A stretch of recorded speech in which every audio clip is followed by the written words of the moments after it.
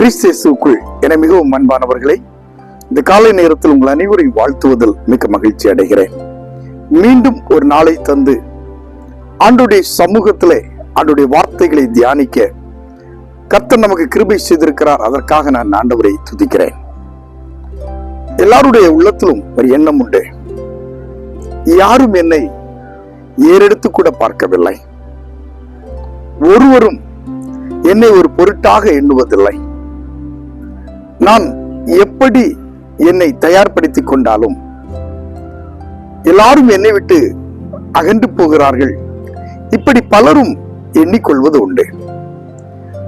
எல்லா பாடுகளையும் துன்பங்களையும் நான் மட்டும் சகித்துக் கொள்ள வேண்டும், என்னோடு கூட துன்பத்தை ஏற்றுக்கொள்வதற்கு ஒருவரும் இல்லை என்ற கேள்வி நமக்குள் அடிக்கடி எழும்போது உண்டு.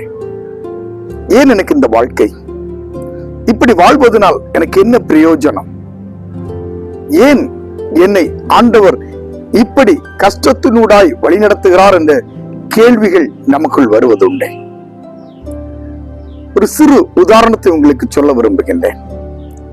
ஒரு முறை ஒரு சிறுவன் நிலக்கரி சுரங்கத்திற்கு முன்பாக நின்று கொண்டிருந்தான்.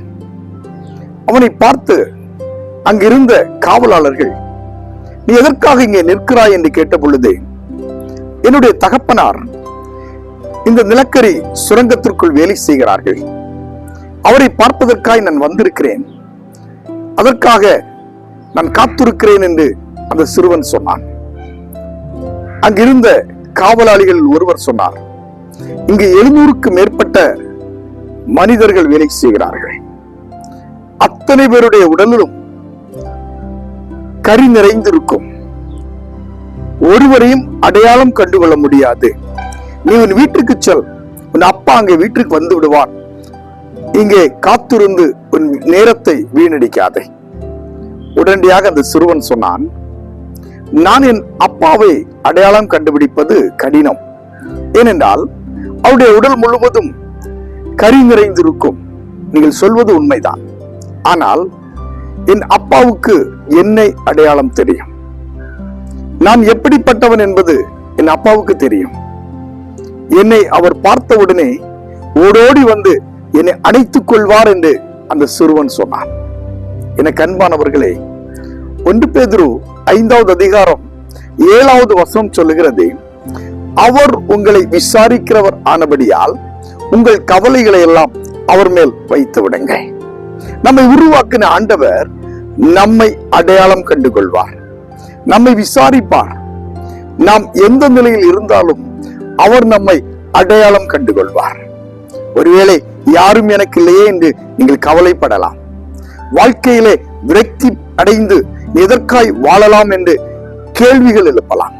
ஆனால் ஆண்டவர் சொல்லுகிறார், அவர் உன்னை விசாரிக்கிறவர் ஆனபடியால் உங்கள் கவலைகளை அவர் மேல் வைத்து விடுங்கள்.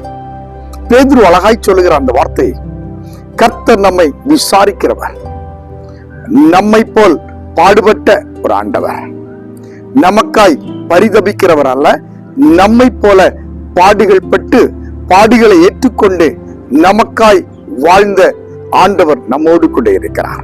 இந்த காலை நேரத்தில் ஏன் இந்த வாழ்க்கை என்று சலித்துக் கொள்கிற நமக்கு ஆண்டவர் சொல்லுகிறார், நான் உங்களை விசாரிக்கிறேன், ஒருபோதும் உங்களை திக்கற்றவராய் விடேன் என்று ஆண்டவர் சொல்லுகிறார். நம்முடைய கவலைகளை ஆண்டவருடைய கரத்தில் ஒப்புக் கொடுப்போம். ஆண்டவர் உங்கள் அனைவரையும் ஆசீர்வதிப்பார். ஒரு நிமிடம் ஆண்டவரை நோக்கி ஜெபிப்போம். மகா கிருபையும் மட்டில்லாத இரக்கம் நிறைந்த எங்கள் பரலோகத்து நல்ல ஆண்டவரே, ஆசீர்வதிக்கப்பட்ட இந்த நேரத்திற்காக நன்றியோடு உம்மை துதிக்கிறோம், உம்மை ஸ்தோத்திரிக்கிறோம்.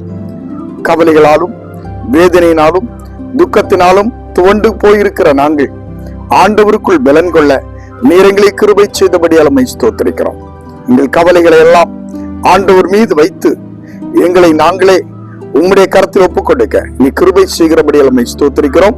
எங்களை விசாரிக்கிறீர், எங்களுக்காய் அடிக்கப்பட்டீர், நொறுக்கப்பட்டீர், எங்களுடைய பாவங்களுக்காய் நீர் பாடுகளை ஏற்றுக்கொண்டீர் என்பதை உணர்ந்து உம்முடைய சமூகத்தில் நிற்கிறோம். எங்களை கைவிடாத ஆண்டவர் எங்களோடு கூட இருக்கிறீர். இந்த நாளை உம்முடைய கரங்களை தருகிறோம். இந்த நாள் முழுவதும் கர்த்தருடைய பிரசனம் எங்களோடு கூட இருக்கட்டும். குறைவை நிறைவாக்கி தாரும். தெய்வீக வழிநடத்தல் எங்களோடு கூட இருக்கட்டும். இயேசு கிறிஸ்துவின் வழியாய் வேண்டுகிறோம். ஜெபம் கேளும் நல்ல பிதாவே, ஆமென். கிறிஸ்துவுக்குள் என மிகவும் அன்பானவர்களே, ஒருமுறை கூட இந்த காலை நேரத்தில் உங்கள் அனைவரையும் வாழ்த்துகிறேன். அவர் நம்மை விசாரிக்கிறபடியால் நாம் எந்த நிலையிலும் சோர்ந்து போகாதபடி நம்முடைய பாடுகளையும் கவலைகளையும் ஆண்டவருடைய கரத்தில் ஒப்புக் கொடுத்து நம்முடைய கடமைகளை செய்வோம். ஆண்டவர் உங்கள் அனைவரையும் ஆசீர்வதிப்பார். மீண்டும் அடுத்த காணொளியில் உங்கள் அனைவரையும் சந்திக்கிறேன். அதுவரையிலும் ஆண்டவருடைய வழிநடத்தல், பாதுகாவல் அனைவரோடும் கூட இருக்கும். நன்றி.